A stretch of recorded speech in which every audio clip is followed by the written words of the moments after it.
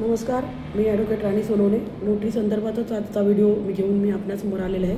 मला खूप लोकांनी असा प्रश्न विचारला आहे की आता नवीन नोटरीनी जी प्रॅक्टिस सुरू केली तर आता डिसेंबर महिना जवळ आलेला आहे. तर डिसेंबर झाल्यावर आपण जेव्हा कोर्टामध्ये नोटरीची प्रॅक्टिस सुरुवात करतो, नोटरीची प्रॅक्टिस सुरू केल्यावर आपण रजिस्टर सुरू करतो.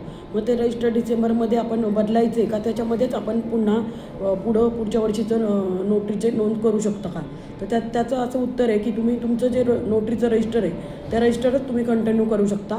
त्याचं असं आहे की समजा आता तुम्ही COP आल्यापासून तुम्ही नंबर 1 पासून सुरुवात केली आणि डिसेंबरमध्ये 31 डिसेंबरला तुमचं 200 किंवा 500 डॉक्युमेंट झाले, 500 नंबर आला समजा. मग 500 नंतर तुम्ही 501 पण करू शकता 1 जानेवारीपासून, किंवा 500च्या ऐवजी पुन्हा 1 पासून सुरू करायचं. तर मी काय करते की माझं नवीन वर्षाला नवीन नंबर मी 1 पासून सुरुवात करते, म्हणजे ते छान वाटतं जरा नवीन. त्यामुळे तुम्ही 500च्या पुढं 500, कधी एकदा माझं असं झालं होतं की एक जानेवारीला मी विसरून गेले आणि ते डॉक्युमेंट मी कंटिन्यू नंबर पुढं देऊन गेले. मग ते पण चालतं. म्हणजे समजा तुमचं डिसेंबरपर्यंत 500पर्यंत आला तर 1 जानेवारीला तुम्ही 501 करा, किंवा 500पर्यंत तुम्ही डिसेंबरपर्यंत आला किंवा कोणत्याही नंबरला आला 1 जानेवारीपासून पुन्हा 1 पासून सुरुवात करा. तर ही माहिती कशी वाटली मला सांगा. आवडली असेल तर लाईक करा, चॅनल सबस्क्राईब करा, व्हिडिओ शेअर करा.